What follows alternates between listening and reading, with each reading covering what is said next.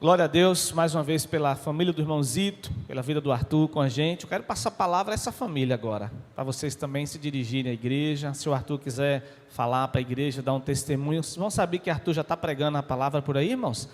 Já estava pregando lá em Goiás, domingo. Disse que não veio antes, porque teve que dar um testemunho lá na igreja. E nós também queremos ouvir esse testemunho, sim ou não? E aí, Arthur, está preparado? Venha, meu irmão, pode vir. Zito, quiser vir também, Zito, Fernanda, vem acompanhar o menino aí. Mas que alegria, irmãos, ter o Arthur aqui novamente.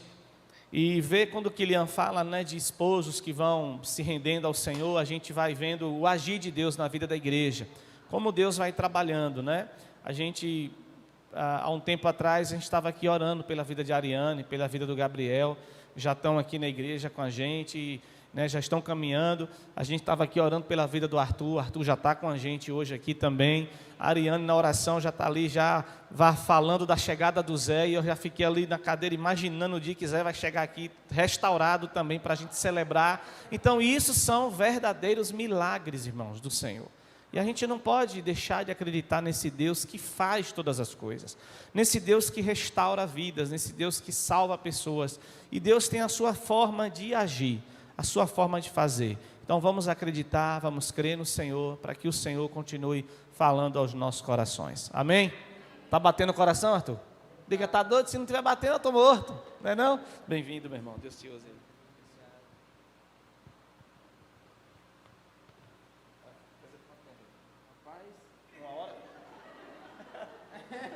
Precisa de quanto tempo aqui, rapaz?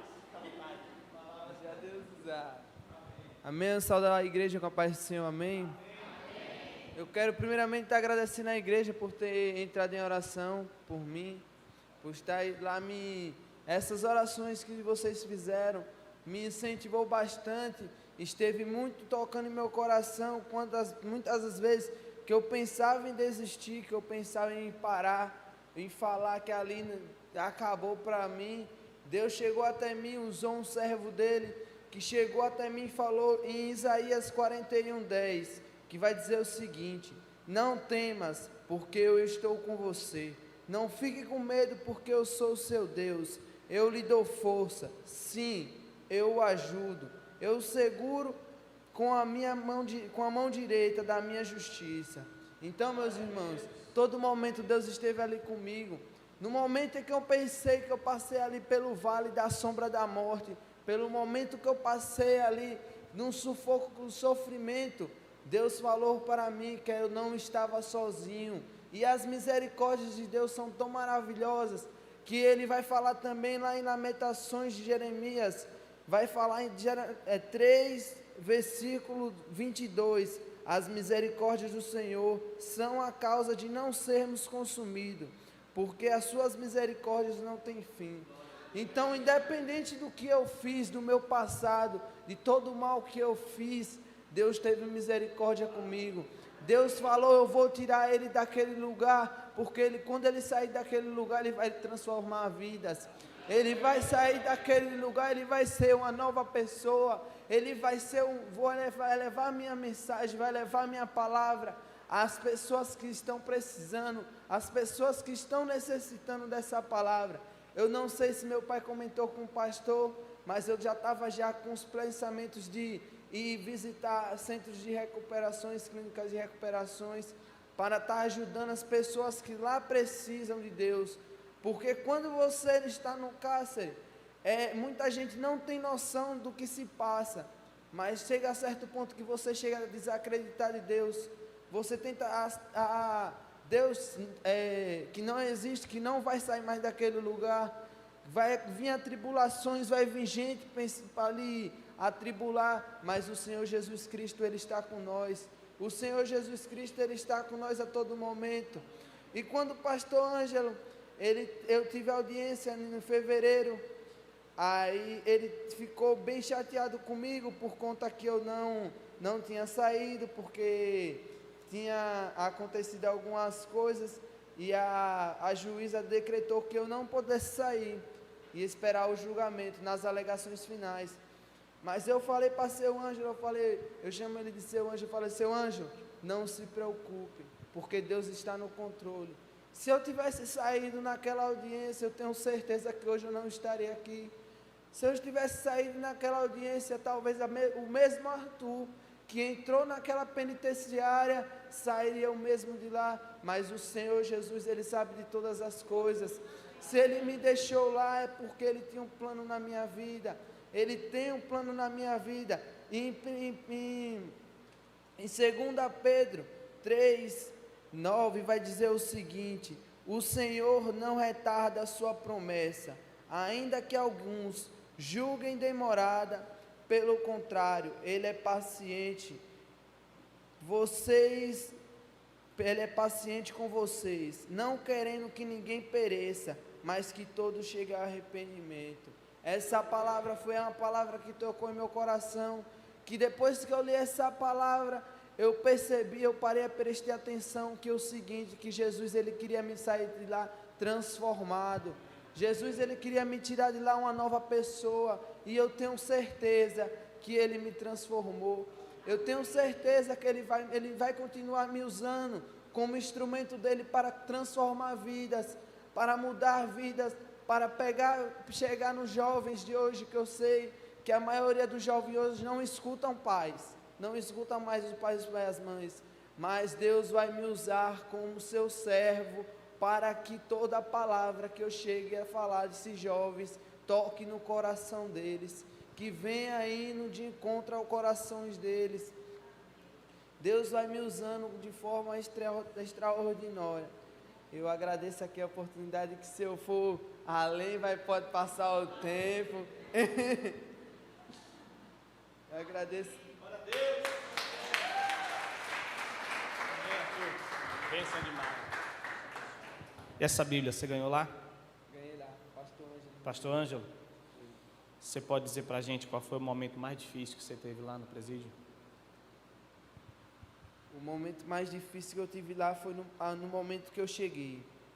No momento que eu cheguei lá, eu já sabia que tinha sido coisa de Deus, que Ele tem me colocado naquele lugar, por conta que, quando eu cheguei lá, que eu falei, como eu tinha sido preso, o pessoal falou, você é um livramento, porque naquelas semanas depois, e uma semana e meia, tinha morrido 50 pessoas que tinham sido presos por conta de assalto e tráfico de drogas, e eu fui preso, e eu sabia ali, eu falei, não, Deus tem um plano na minha vida.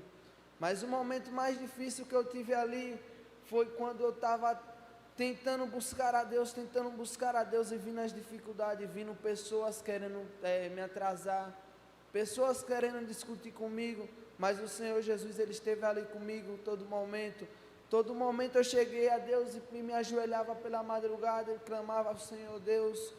Teve dias que eu pensei em desistir, porque eu pensei que eu não iria mais sair dali, por conta, o Senhor sabe, no artigo que eu estava, eu pensei que eu não iria mais sair dali, eu iria vou usar um ditado que o pessoal usava lá, que era virar uma pilastra de cadeia, por conta que eu ia ficar por muitos anos.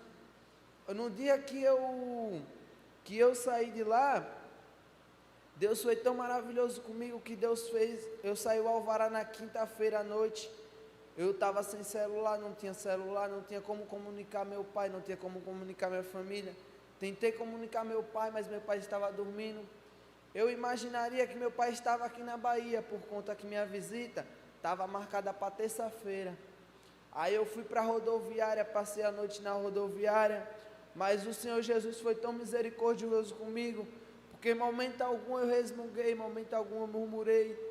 Deus foi lá e enviou um certo rapaz, que para mim ele chegou perguntando se eu tinha isqueiro. Eu falava que eu não usava mais droga, que eu não tinha isqueiro. Aí ele foi e falou para mim, aí falei para ele que tinha saído de Alvará, que acabado de sair de Alvará. Ele chegou para mim, entregou um lanche e sumiu, simplesmente entregou o lanche e saiu. Aí eu olhei para ele, dei graças a Deus, eu falei, o Senhor Jesus, Ele enviou um anjo dele para vir até mim. Quando foi pela manhã, eu rodando pela cidade de Lusiânia, a cidade de Lusiânia, não sei se vocês conhecem, mas é uma cidade que ela é bastante grande, ela é grande, ela é uma cidade bem desenvolvida. Aí eu estava na procura de um assistente social, porque eu não consegui falar com meu pai e não consegui falar com o seu Ângelo. Aí eu comecei a rodar pela cidade, rodando pela cidade. Tinha andado mais ou menos em torno de uns 10 quilômetros. Quando eu dobro à frente da prefeitura, no mesmo lugar, eu encontrei com meu pai. Eu vi um homem vindo de capacete de moto me chamando. Eu olhei para ele, eu falei, eu não vou não. Eu estava com a camisa, com a roupa do presídio, com a alvará na mão e vinha com os artesanatos que eu tinha feito. Quando eu olhei para o cara me chamando de moto, eu falei, eu não vou lá não, que isso aí é casinha. Aí fiquei meio assim, até meu pai tirar o capacete. Aí quando ele tirou o capacete, que eu vi que era meu pai, aí eu já passei por frente de carro, passei por frente de tudo. Mas... Arthur, me diga uma coisa, meu irmão. Você sabe que a igreja esteve sempre orando por você. Você saiu daqui de Araci, uma situação difícil, às margens, né? Longe de Deus, longe de sua família, longe da igreja. Como é que foi esse reencontro com Cristo lá na penitenciária? Teve um dia que você sentiu tocar de Deus ali, você se entregou a Cristo novamente? Ou foi um processo? Como é que foi esse retorno para Cristo? Ocorreu um processo, porque eu cheguei tinha um pastor, que ele era pastor fora, só que ele veio a um mandato bem antigo. Aí eu conversava bastante com ele, eu falei para ele, pastor, eu chamava ele de irmão. Irmão, eu ainda não estou preparado para receber a Cristo. No momento exato que eu tiver preparado, eu vou aceitar, porque se eu aceitar Jesus Cristo, neste momento, possa ser que lá na frente, possa ser que aconteça de eu recair, de eu fazer alguma coisa que faça eu voltar para o mundo. Então eu ainda não estou preparado. Aí até chegar um certo dia que eu olhei para ele e falei, é hoje. Hoje eu estou preparado para aceitar Jesus Cristo como o Senhor, o único Salvador da minha vida. Aí eu fui, num culto que teve lá, eu me converti. Aí uns tempos depois, nós foi fazendo culto. Eu tinha vergonha até de falar, eu não conseguia falar por conta da timidez. Aí eu fui começando a participar mais do culto, participando dos louvor. Até que certo dia, o irmão olhou para mim e falou, você vai pregar hoje. Aí eu falei, não, tá tudo bem, eu vou pregar. Aí fui, tinha feito já tinha programado tudo sobre o livro de Oséias. Porém, o que aconteceu? Eu iria pregar num grupo pequeno, que era só dentro da cela. Mas o Senhor Jesus falou, não, esse daí vai pregar para muita gente. Na terça-feira, teve um grupo maior, por conta que saía para o banho de sol, aí nós fazíamos nas terça-feira o culto. Quando chegou na terça-feira, ele falou, é hoje que você vai pregar. Aí eu falei, tudo bem. Eu preguei a passagem de Saulo, quando Saulo vai na conversão de Saulo. Aí nessa conversão de Saulo foi quando muita gente se tocou, porque Saulo, ele está perseguindo a Deus, ele está perseguindo os seus filhos. E ele envia o seu servo Ananias para ir até ele, para mostrar para ele que Deus é o único Deus, que o mesmo Deus de Saulo, que livrou Saulo, a vida de Saulo, é o mesmo Deus que me livrou, o mesmo Deus que livrou Sadraque, Mesade e Abidnego na fornalha de fogo, é o mesmo Deus que me livrou. O mesmo Deus do passado é o mesmo Deus que está presente aqui hoje neste lugar, é o mesmo Deus que me livrou. E nessa palavra que eu passei lá, meus irmãos, tinha se convertido uma pessoa, o nome dele é Bruno. Ele tinha se convertido. Na mesma semana aconteceu outros cultos, se converteu mais 6 pessoas. Aquela unidade onde nós estávamos, que eu me encontrava, na ala onde eu me encontrava, já tinham se convertido mais de 10. Já não era mais a mesma ala quando eu cheguei. Porque quando eu cheguei, eu vi gente querendo disputar na faca, gente brigando na faca, gente querendo tirar a própria vida. eu vi a tribulação naquele lugar, mas depois de um tempo, eu vi as coisas se acalmando, eu vi tudo ficando mais calmo. Muitas pessoas que ali que brigava, que estava discutindo, que era a linha de frente, se converteu. Muitas pessoas que era frente de ala se converteu. Muitas pessoas que eu vi ali que era faccionada, rasgou a peita da facção e disse: eu vou vestir a peita de Jesus, porque Ele é meu único e Salvador e suficiente. Você entende então o seu chamado hoje? Qual é o seu chamado hoje? Para quê?